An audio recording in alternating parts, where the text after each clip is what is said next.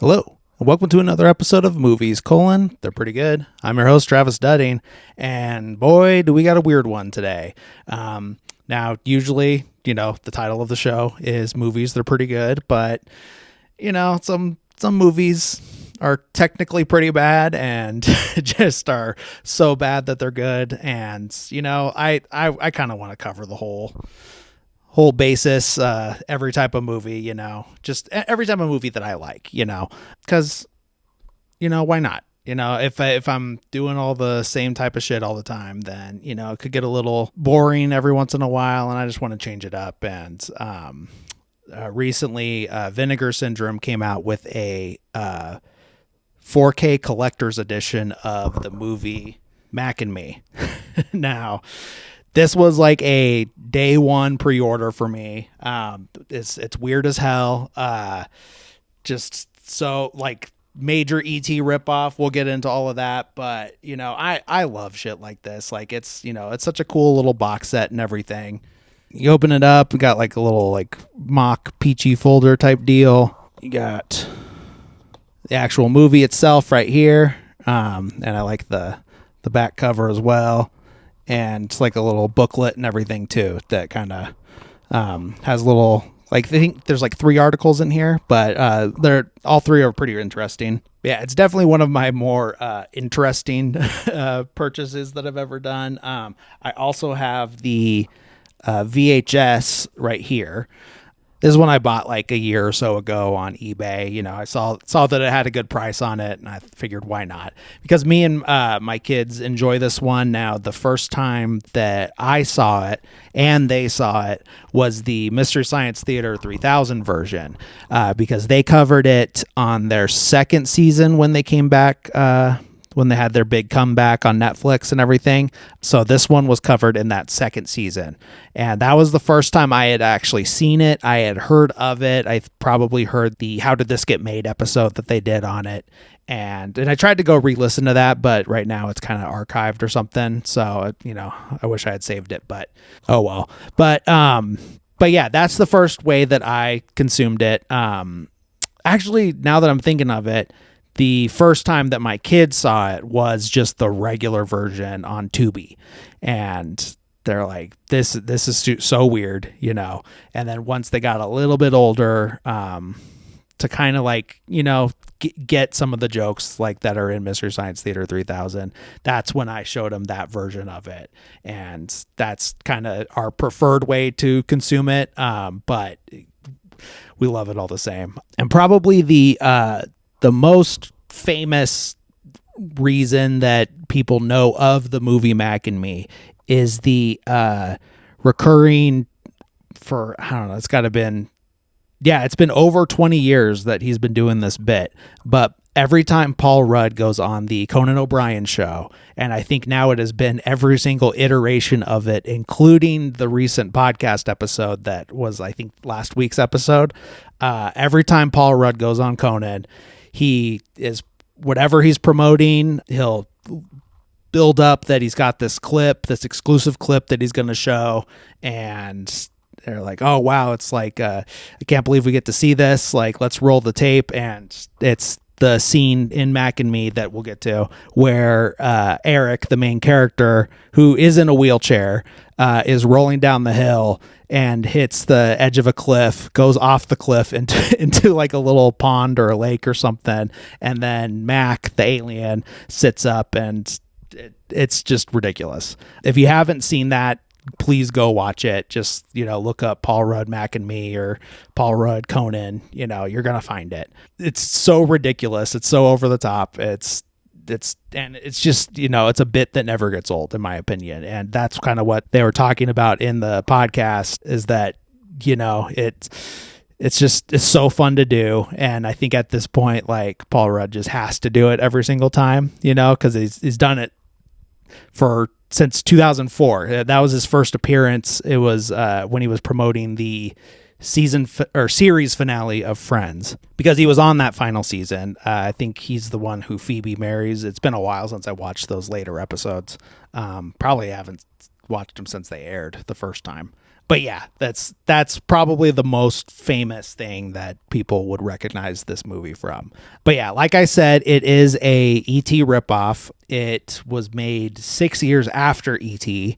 It's got a lot of overlap in like what kind of movie it is. It is a child of a single mom and with an older brother, and he befriends an alien, and the alien has magic powers, and they kind of save each other's lives at different points. It's kind of a lot of overlap. Now there's a lot of stuff that doesn't overlap too, but kind of those like central themes are there without the heart that Steven Spielberg brings to something like E.T. Now, while this is like a ridiculous movie and not regarded as a great movie, like there is a lot of reasons to like it. It is like, I don't know, there's something, even as someone who didn't grow up with it, there is a level of nostalgia to it. It is just like, I don't know, just something. It does tap into that like sense of childhood wonder and stuff like that. So it's just fun to watch. It's just a silly kids movie that is just a good time. Whether you're straight up enjoying it or making fun of it, you're going to have a good time. So like I said, this comes out 6 years after E.T. So that puts it at 1988. It's directed by Stuart Raffle.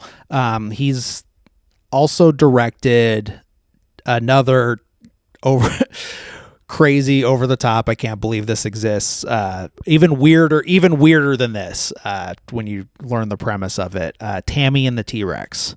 That's another one that I heard of from How Did This Get Made? It's another one that I own via Vinegar Syndrome, and the premise of that one, without getting too deep into it, because I want to cover that one too, because that's also just insane. But the premise of it is that Paul Walker gets killed in like a fight, something like that. I know he gets jumped, but I don't think that's what kills him. I need to watch it again. It's been a little bit. But anyways, Paul Walker dies, and some mad scientist puts his brain into an animatronic T-Rex. And and it's basically the T-Rex trying to convince Denise Richards that he's her ex-boyfriend or her boyfriend, and it's weird. It's as weird, if not weirder, than it sounds. But the movie opens on our titular alien family's home. I guess Mac's the only like titular alien, but so we see a family of 4 aliens. Well, you know what I mean. They're on their home planet, so at the time they're not aliens, but they're like wandering on like a desert type planet. I think I heard someone say it's supposed to be Mars, but it doesn't seem like it is. It kind of looks like it's like a moon of Saturn, but it also might not even be our galaxy. But I don't know though, because then that kind of implies that NASA was more advanced in the 80s than they even are now. But so we see this alien family walking through their desert planet. They have these straws that they kind of suck moisture out from the ground. That's kind of their sustenance thing. While they're out exploring, looking for their moisture, a NASA, not quite a rover because it doesn't move around, but it's like some kind of pod, lands, gathers some samples. While it's gathering samples, Mac gets sucked up into the vacuum, and then so do the parents and the sister. So all 4 aliens get sucked up into this pod via like a vacuum hose, and it's extremely cartoonish. That's the other thing. It's like basically like a live action cartoon. So yeah, they get sucked up. The pod, after it gathers its samples, goes back up into space. Now that's the technology we don't have. Like we can send stuff to other planets, but we can't get them back. We can get signals, but we can't get the equipment back. Once it makes it back to Earth, it they're studying it at some Air Force facility, I guess somewhere in California, but it's not really specified. And while they're examining it and pulling the samples out, things go all crazy, and everything starts going haywire. It starts smoking and sparking, and then all the aliens come out of the pod, and chaos ensues. Everyone's freaking out. Mac escapes alone. Like, for some reason, he's separate from everybody else, and so he runs away off, like, across the airfield, gets up to the fence. I think he's getting, like, pulled by a dog or something because he's, like, all stretched out or something. I don't know how he gets stretched out, but yeah, like I said, super cartoonish, and he's like making cartoon sound effects, like like that type of thing. And something that's interesting is that a majority of the time Mac is a puppet or like animatronic type deal until they need him to run, and then he is a disproportionately bigger either child or little person, something, but it's a human in a costume doing the running. And like I said, it's one thing if they put the puppet in the same proportions as whoever was going to be in the costume when they needed more action, but it's never like that. So it's all over the place. Like, there's no consistency in his like height, weight, any of that. So it's all over the place. But when he does finally get pulled off of the fence, like while he's all stretched out, you can see the when he lets go, you can see the string that's like pulling the the stretched out Mac like away from the fence. Like they did not edit that out. It is right there, broad daylight, well, nighttime, but you could see it plain as day. So he gets pulled off the fence. He splats on a windshield, and then like his eyes are moving like googly eyes. Whoever is like driving starts swerving. They crash their car. It's like a dad and his kid, and that starts a major pile up. And like one car even like goes off like a ramp. Basically, it's over the top. And Mac's running around all crazy. Then he goes and hides in some bushes, like while everything's like all chaotic and everything. During the traffic jam that is caused by this pile up, this is when we meet our main family of humans. This is Eric is the main character. He's the kid in the wheelchair, and he is an actual like wheelchair user. Like they knew that they wanted the character to be in a wheelchair. Because I think there was a little bit of a tie-in with, I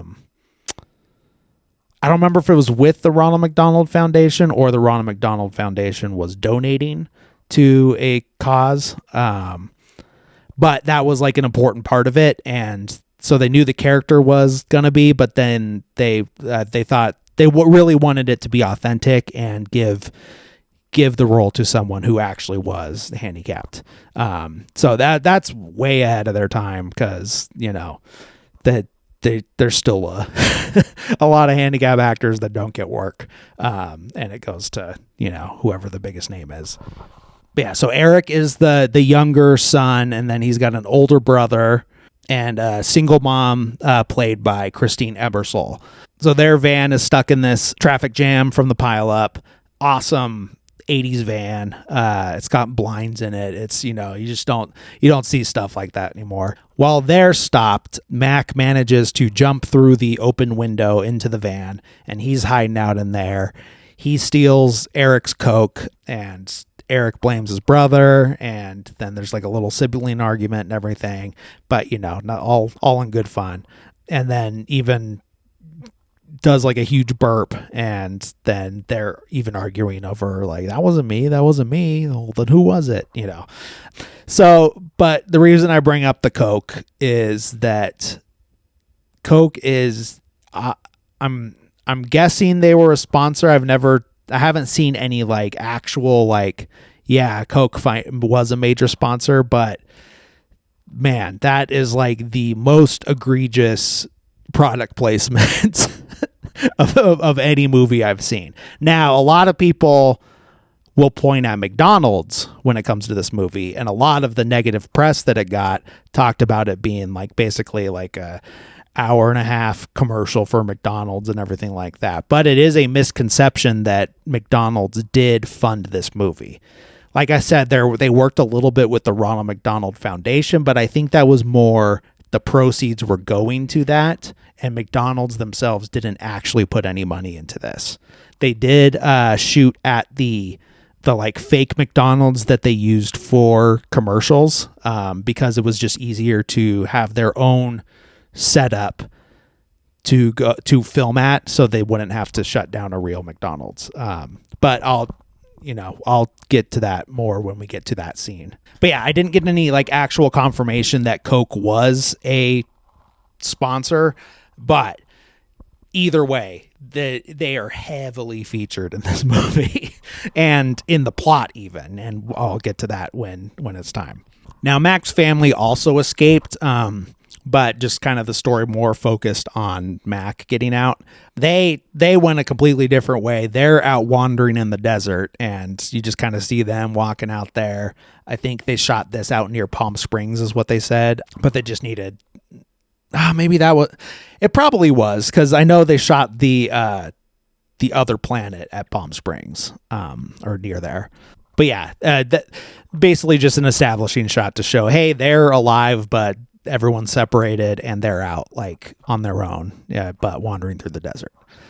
Cut back to the next morning. The family's still driving. So they're moving somewhere. They're moving to California, but I don't know that it says where they were coming. Oh yeah, it does. Cause, there's a lot of Chicago Bears gear that Eric owns. So they're coming from Chicago, or at least Chicago area, but they're moving to California.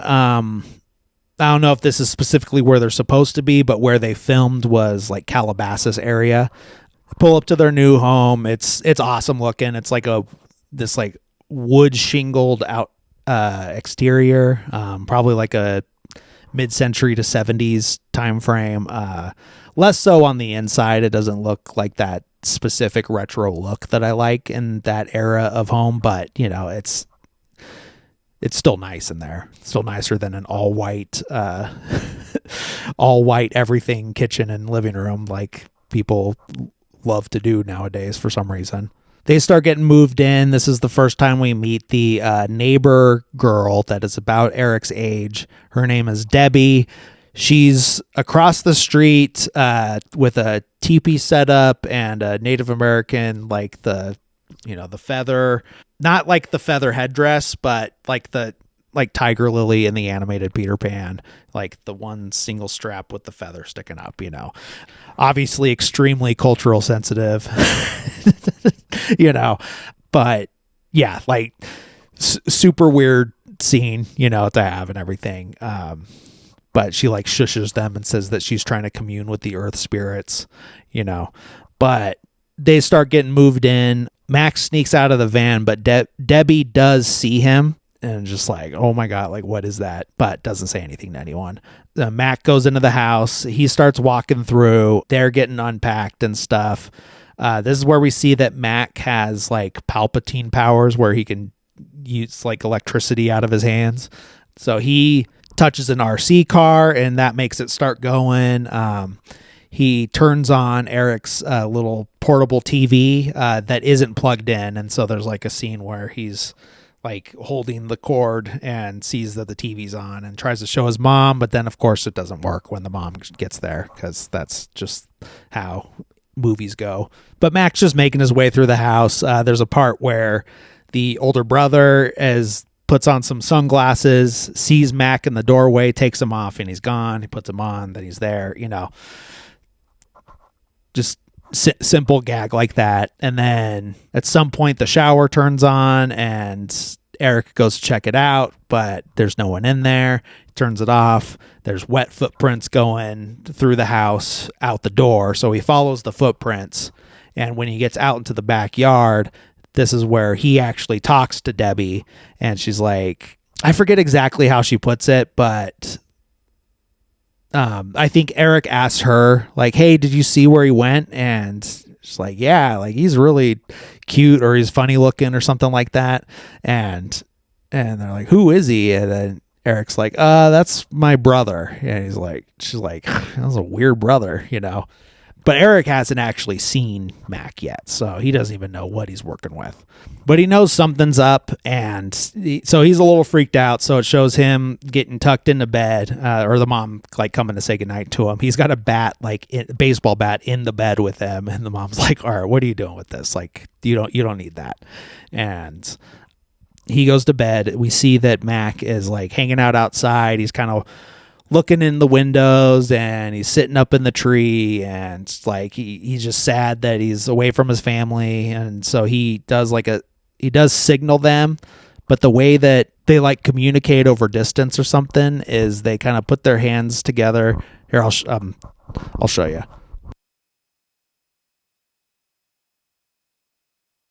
Kind of like that, and then they like whistle too. So it's like a like type deal. And so he like kind of signals to them. We see them like notice it and start signaling back to him. So it is just like a, hey, like, all right, everyone's okay, but now we got to find each other. Next morning, Eric wakes up to his RC car kind of driving around the house with a American flag stuck to it. I don't know if he put that there or if Mac did, but either way, he's just like, all right, who's driving that? Let's figure this out. He gets in his chair, starts wheeling out, and stuff is off. Like it looks like stuff is like getting like a little wrecked and everything. He gets out into the living room, and basically Mac has kind of destroyed everything, but not really destroyed. He kind of made it look like a Bass Pro Shop in there. He brought a bunch of foliage from outside and put it like little dioramas on the table. There's like a baseball cap on the deer. Yeah, it looks weird in there, but it's obviously a huge mess. And, of course, the mom wakes up and is like, what happened? Like, and then Eric's just like, it wasn't me, well, yeah, no one said it was, but now you look like it is you. But mom's just upset, obviously, but isn't like yelling at him, like, well, not yelling like, why'd you do this or anything, she's just kind of freaked out, obviously, like anyone would be. But yeah, so Eric feels, he feels bad, like this happened, and he feels like he's going crazy. He feels like no one believes him. And so he's upset. He goes out in the backyard, and this is where he does spot Mac. And Mac's like kind of going out of the backyard into the bushes. And so he follows him out there. Right as Debbie's coming out in the morning, and she notices that he's going out there. So she starts following Eric while Eric is following Mac. Now, while he's trying to follow Mac, he gets too close to a hill and starts rolling down, and he tries to hit the brakes, and the brakes break off, and he is just flying down this hill and gets down to the bottom of the hill, which is the top of a cliff, and flies off the cliff, like in his wheelchair, right into the water, and he splashes in there. Mac is startled, like, and pops up into the frame and sees what's going on. He jumps into the water and saves Eric and like pushes him out. And of course, nobody sees that because then Debbie and the mom arrive. And no one else saw Mac, but Eric's mom basically thinks that he tried to commit suicide because he was upset about what happened at the house, or like that no one believed him. And so, logically, it's like it's that or it's an accident, but the fact that he was upset is what kind of would lead to that.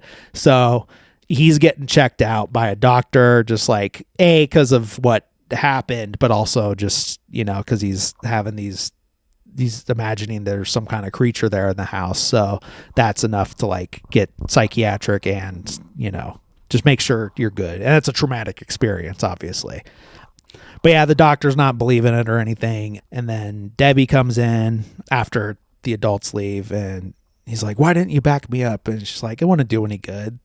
Adults never believe stuff like that, But yeah, that clip of him flying off the cliff in the wheelchair, that's the one that's in the Conan bit that Paul Rudd does all the time. I don't know. I think it is a dummy in the wheelchair. It's definitely not the actor that played Eric. If anything, it's a stunt double, but I'm pretty sure it's a dummy, just the way that it looks when it's falling. It's like too stiff. And then when Mac jumps into the water to save him, that is definitely just a dummy, because it's just like laying face down in the water, because you can't make, they couldn't make an animatronic that can swim or anything like that. So it's just basically just this rubber alien doll just floating face down in the water, and it just fully looks like it drowned. But yeah, while Debbie's there talking to him, her sister comes in. Her older sister that's about the same age as Eric's older brother. Her name's Courtney. She works at the McDonald's. She's got her McDonald's uniform on. So this is like the first hint at, McDonald's. Now this alone isn't what would make someone think that McDonald's sponsored this movie. But we'll get to that scene in a little bit. But Debbie invites Eric to a birthday party that she's going to. It's not her birthday party. So, but just like, hey, like, why don't you come? It'll be fun. And then like Eric's brother like attempts to like kind of flirt with Courtney, but you can tell that they kind of like each other, like at least attracted to each other. But then they also devise a plan, like when the older siblings aren't there, that they're going to try to catch Mac that night. So Debbie that night comes and knocks on the window. Eric lets her in, and so they are going to try to catch Mac. They have like a whole thing where Debbie has like a football helmet on, and they have a vacuum cleaner, and they're going to try to suck him up, which I don't know why they would think that would work. Now, we as the viewers know that it would work, because that's kind of the inciting incident of the movie, was him getting sucked up like a vacuum. But, I don't know, like, who else would think that that's going to work? Because they're kids, but they're not that young, But yeah, this scene is fun because they hide in the closet. They kind of lure him in with straws and leading to a Coke, because they have figured out that he does like Coke, but they still just need to catch him. And so they're hiding in the closet with the vacuum. Then they pop out and turn it on, and they're chasing him through the house. And they finally get him in, suck him up into the vacuum. And then like when Mac is in the vacuum that is on it's like a backpack one.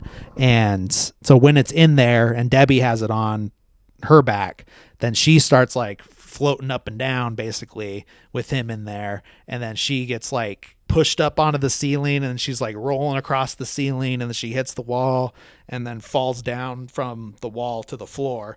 Now, at some point they switch from either like an animatronic on the ceiling because it's kicking its legs, but it's very like consistent movement, which makes me think it could be an animatronic. It's either that or a stunt person with really good ab strength. But it is definitely a dummy when it's on the wall and comes down to the floor, because those legs are all over the place. Like the limbs, like arms flying this way, knees bending wrong way. It's hilarious. But yeah, Eric's brother comes in during all this commotion, and it's just them because the mom works nights, I think, at this point, or at least late at night, if it's not nights. But the brother comes in, and then I think they blow Mac back out, and so he sees that Mac is real, but like all that stuff happening like kind of caused a power outage, because like I said, Mac has like kind of electricity powers basically. So the mom does get home late at night while like the electric company's out there, and there's all this commotion, and she's like, what's going on? And they try to explain, and of course she doesn't believe. Now, when it's the day of the birthday party, Debbie's mom is going to take both obviously Debbie and Eric to the birthday party, and then the older brother's supposed to pick them up at the end of the day, or at the end of the party. The mom's away at work, so I think it is like she goes in the like basically like a mid or swing shift, I think is what it's called. I always get swing shift and mid shift mixed up, but basically like probably like 2 to 10, like something like that. But this is when we see that like the FBI or some sort of government agents are like in a car across the street watching what's going on. So they've figured out, it's like, okay, he's got to be here. So they're kind of scoping the place out. And I think with like all the electricity stuff, they're kind of like, it's all right, he's got to be there. But so now Mac is like there and, you know, like comfortable enough to like be out there, and he's like made some like flour out of the straws, and he's just sitting there drinking Cokes on the recliner. And Eric's like, all right, like I gotta figure something out, like I can't just leave him here, there's got to be a way to take him. So he has the idea of cutting up the already terrifying teddy bear that he had that is about Mac's size and putting Mac inside of it like a costume. And this makes it extra terrifying. And basically he starts coming out with Mac in the bear suit, and Debbie's mom's like, isn't he a little old for a teddy? And Debbie knows exactly what's going on. She's like, oh God, this is going to go terribly. And it looks super weird because it just does look like a kid that's slightly bigger or slightly smaller than Eric sitting on his lap, and does not look like a toy at all. But gets in the car, gets his wheelchair folded up and put in the back, and they head off to the birthday party, which is at a McDonald's. Now, this is the scene that would make anyone believe, like, it would not be hard to conceive of this as being a commercial for McDonald's at this point, because there is a full-on dance party both inside and outside. Like, they get to the parking lot and there are people gathered around a boombox and they're dancing, but it's like choreographed dancing. It's not like it's a boombox and they're taking turns break dancing or anything like that. No, it is like a full-on choreographed dance. Like, the most 80s thing that has ever happened in the history of cinema is this scene right here. And they get inside and it is like just as crazy in there. Like, literally everyone in there is dancing. And it's not even just like, hey, there's a bunch of kids here and everyone's dancing. No, it is like different, like, stereotyped groups and stuff like that. Like, there's a group of football players in there. They got the eye black and everything, and they got their pads on and they're dancing, and there's like a table with ballerinas at it, and yeah, it's so weird. And Ronald McDonald's even there, and I think this was like his first on-screen appearance in a movie before, and I haven't been able to pick her out, but I keep seeing everywhere, but I just haven't seen a picture that like actually like circles her or points her out. But Jennifer Aniston is somewhere in that dance scene, and I just haven't been able to find her. So maybe I just got to go like frame by frame or something, you know, but she's somewhere in that McDonald's dance party apparently. But yeah, while they're there at the dance party, the government guys show up. They've like followed them there. They have like a cage ready to go for Mac when they catch him. Mac is like feeling the party, and he gets up on the counter and starts dancing, and it's so weird, and it looks scarier than anything that's happened yet. And then he not only is dancing, then he like does like an aerial somersault like through like across the room. No one thinks that's weird apparently. Like, the government guys know enough to be like, yep, that's who we're here for. And the kids that came with Mac are like, oh God, like, we're going to get caught. And everyone else there is like, nope, normal. You know, keep it going. Let's keep dancing. Yeah. I don't know. There's like, logic is gone, and it's just, you just got to let it happen, I guess, you know? But yeah, this is another scene. Like, if I get not wanting to watch this movie, but if you're gonna look up all right, I have 3, but I'll get to the third one in a bit. But obviously the cliff scene, got to see that, and you got to see this like McDonald's like dance number. It's crazy, and I'll tell you what the third one is when we get there. But yeah, once Eric realizes that those government guys are there, and his brother has shown up at this point, and so the brother is like, I'll get the car, and so him and Courtney, Debbie's older sister, go get the car. And I think Debbie too, because Eric has to leave in his wheelchair with Mac on his lap, and he's like running for it in the wheelchair. Like, he's rolling down the street and he's like grabbing onto cars and stuff and trying to get away from these government guys. He goes down a hill and crashes through a fence, and like all over the place and grabs onto the back of a truck and is getting pulled by the truck and going down these big hills and everything. And this is cool because I'm sure there's a couple spots where they had to use a stunt person, but for the most part he did all of these scenes himself.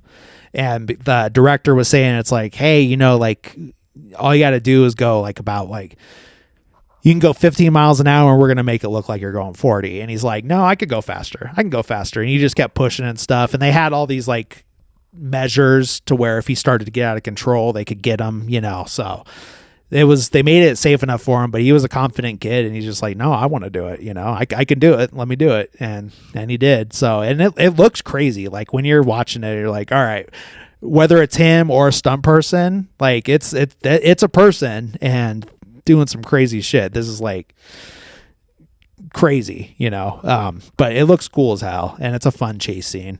Another thing that's reminiscent of E.T., you know, the government guy's chasing you, but instead of a bike, it's a wheelchair, you know, that just little things like that. So Eric somehow makes it to the Sears where his mom works. And so he's going in there trying to find his mom, but the government guys do catch up and before he could like get to his mom, but she hears him calling for her and sees him like roll by real quick in the wheelchair. And so she tries to go after him, but then like Mac has to create a diversion to like stop the government guys and basically like sends a bunch of RC cars at them to trip them up. And then they go out the glass door and close it. And Mac makes all the CRT TVs by the entrance explode. And, you know, so they get away. And as they're flying down the street, then here comes the van that that Courtney is driving and Eric's brother. I cannot remember the brother's name, but the brother's hanging out of the door of the van, like trying to match the speed and pull Eric into the van. And I think Mac jumps in first and then he is able to like get Eric into the van. And that's some crazy strength right there to just pull a whole ass kid and his wheelchair like in while the van is moving. So that's pretty crazy, you know, it's impressive, but he did it. Now this one does have a continuity error that does get pointed out in the Mystery Science Theater version, because when it's shot from inside the van, the brother has no like glasses, no sunglasses on, and when it's the wide shot, like coming towards the camera of like the wheelchair and the van coming, he has sunglasses on, and then it just goes back and forth, and he has them on, he doesn't have them on, he has them on, doesn't have them on. But yeah, they do get away. And they're driving out into the desert. So Mac must have some idea of where to go and where to find his family, because they head out to the desert and they manage to find the cave where they're at. But when they get there, they're basically dead. I think they are like dead, but not for long, because they are revived by Coca-Cola, basically. Like they give them some Coke to drink and they all wake up and they're all fine. So I think like without like outright saying it, basically like Coke is close to whatever liquid or moisture they're sucking out of the rocks in their home planet. That's basically like as close as it gets to on Earth, basically, you know, so it basically brings them back to life. But yeah, so they're reunited with Max reunited with his family and everyone's happy. And so they all get into the van, and I don't know what their end game is at this point, but they're driving with this family of aliens in the car.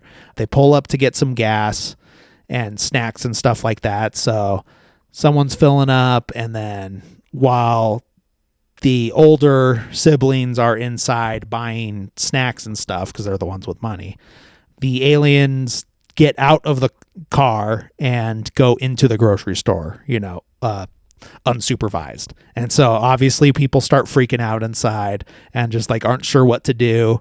And the dad like picks up a watermelon and they knock over like a display that's all like a bunch of Coke cans, and security shows up and pulls a gun out, and then that's when they show up and they're like, hey, like it's okay, like they don't understand, but of course no one listens to them, and they just keep escalating it, and Mac's dad does take the gun away from the security guard, but like he doesn't know what it is, and he's just looking at it. He's just curious, and they can't communicate with them. So, obviously it just keeps escalating, and eventually the cops show up and kind of surround the building and pull all the kids out of there. And so they pull them all out behind the cars and everything. They throw the brother in the back of a squad car. So they're all like backed up, like afraid of these guys with all their guns drawn. And everyone's just trying to say like, they don't understand. It's okay. They're not going to hurt anybody. And they just keep making it worse and worse. Then Eric's like, it's okay. Like I can stop them, like it's going to be fine. Just let me do it. And so he wheels out there to try to get the gun away from the dad and like calm everything down. And what happens, but now, okay, so this is what I'm going to say. There are two versions of this scene. There's one, the US theatrical release, and the one that's like the main version on my Blu-ray and the VHS and the Mystery Science Theater version is the main normal version, but this is the one that doesn't really make sense. So in that version, I'll tell you this version first, and then I'll tell you what it should have been. So in that version, he wheels off, then the gas pumps explode, and Eric is either dead or severely injured, but at least passed out. He's laying on the ground. Everyone's crying. The aliens come and revive him or bring him back to life. It's kind of unclear.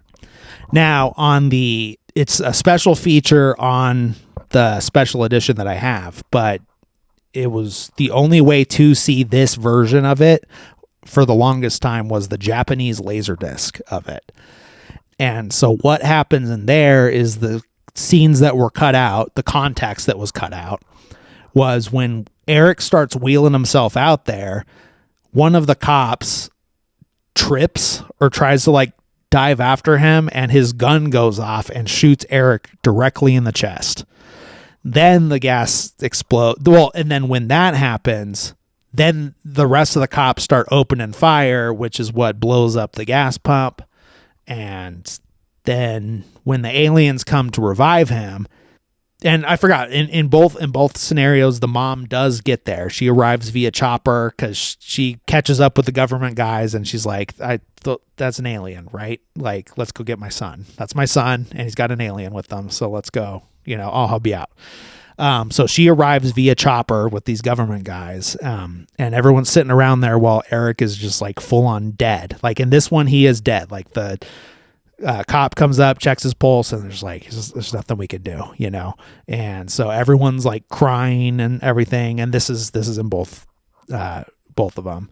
But this time the aliens like fully pull out the bullet. Like he pulls it out, you see it, and he throws it to the side, and then does the same thing where they all hold hands together, and then Eric kind of floats up and floats back down, and then he's fine again. And so yeah, like I said, it was probably a little too violent because this is like supposed to be a kids movie, but it also just like cutting it out the way that they did just kind of made it not really make sense. Because like when you see the gas pumps explode, like Eric's like already like in his wheelchair, silhouetted, like full on like laying back like that. Like he's already gone at that point. But yeah, so I get why they did it. Maybe there was just more they could have done to kind of make it make more sense if they were going to take that out. But I'm glad I now have the real version and can watch it. And that's the other thing is like when they cut it out, when they cut most of that stuff out for the main version that came out, they cut out a lot of the emotional stuff. And I feel like for what's mostly like a not great movie, like that's the one scene where I was like, oh, this is like good acting in this one. Like the kids are acting good. The mom's like, I mean, she's a good actress, but in terms of this movie, like it's the best performances are in this 7-minute scene where a kid in a wheelchair gets shot by the police and revived by aliens, But yeah, it's, and like like I said before, there was 3 scenes that I think everyone should watch if they're not going to watch the movie. That's the third one, obviously. But watch the Japanese one, watch Eric actually getting shot. That's the one that is like a good scene, because otherwise the other one's like, it's whatever, I get why they did it and it works for, whatever, but it's at the end of the day, that's just a scene. In order to see what makes it worth watching, you got to watch like the uncut one.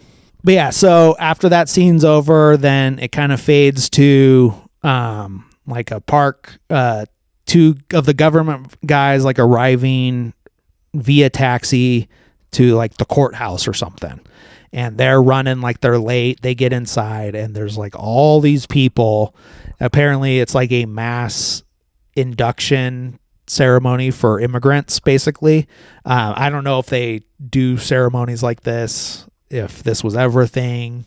I mean, I guarantee you it probably isn't right now, just the way things are. And if it is, then ICE is there to to stop you right before you actually get it.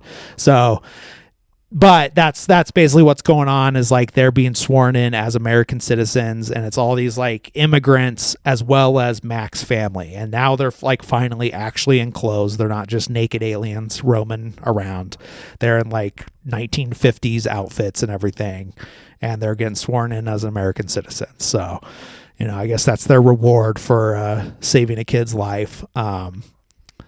And yeah, everyone cheers and everything, and they take pictures, and then it ends with them like in like some old convertible driving down the road. It's the 4 aliens and Eric and Debbie in the car, and then they get on the freeway, and there's a big like bubblegum bubble, like cartoon bubble that comes up into the sky, and it says "We'll be back." And obviously they never were.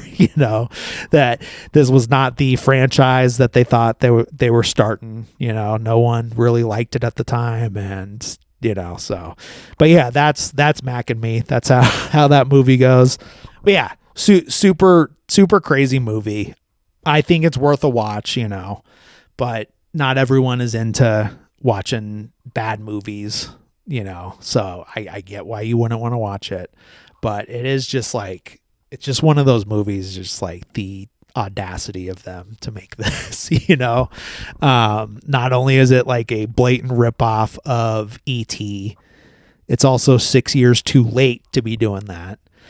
And just like the overabundance of product placement stuff, like it's bad enough to where people just full on thought that McDonald's produced this movie, and it doesn't help that the character is named Mac, like McDonald's, Big Mac, so that didn't help, even though that was in it way before any McDonald's like involvement, like before they wanted to do the scene at McDonald's, before they were donating to Ronald McDonald House, like before any of that was the name of the movie, Mac and Me. And Mac stands for mysterious alien creature, that acronym that we all use, because at least with extraterrestrial, like that is like a term, like Steven Spielberg didn't invent that. Like that's just a term. It's out of this world. It's not from this earth, But yeah, it's such a wild movie.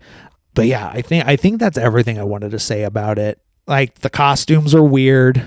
Like there's no facial expression other than like if the eyes get bigger, but for the most part, it's basically the same static face with like puckered lips that look like buttholes. Like and it's semi-grotesque, but nothing crazy. There's still something cute about them. Maybe, I don't know. Maybe that's just because I've watched this so many times that you kind of like, it's kind of like got a Stockholm syndrome effect on me, and I'm like finding reasons that I like it that weren't there before. But it's such a wild movie. It's so weird. I recommend, like, if you're not really into just straight up bad movies, but want like a little more to it, maybe start out with the Mystery Science Theater episode. Like I said, it's the 2nd season that's on Netflix. But it's worth a watch. It's especially if that's like your type of humor. Because because I love that show. That's one of my favorite shows. And I believe I even contributed to the Kickstarter that got it back onto Netflix, so, but yeah, this movie itself, it's so weird, but I think it's worth watching. Like there's just some great stuff about it. And man, those three scenes especially, that uncut scene. Now, I believe there is a Instagram account that just posts the clip of Eric getting shot every single day. I don't know if they're still going, but every once in a while it pops up on my feed, and I'm like, yep, put a like on it and get my chuckle and move on, But yeah, it's a fun one. It's a weird one. And, I'm probably not going to start doing only bad movies or anything like that, but I think I will sprinkle some of these in here every once in a while. Like I said, I want to talk about Tammy and the T-Rex at some point, because that's just such a crazy premise. I want to talk about The Room at some point. I want to talk about Birdemic. Those are the ones I really like to watch every once in a while. But yeah, it's a fun one. And I highly recommend it if you're into that type of stuff, to give it a watch, or at least watch those 3 clips that I told you about. But yeah, I think that about does it for this episode. Thank you guys for watching or listening, whichever one it is. Please remember to like and subscribe, comment, follow the Instagram at Movies They're Pretty Good. That's where I post what the upcoming episode is. And I'll also post like the day that it comes out and things like that for reminders. And every once in a while I'll post other film related content on that page. But thank you guys for listening and watching. Like I said, hope you guys stick around for next week. Not sure what it's going to be, but follow the Instagram to find out. Thanks again, and see you next week. Bye.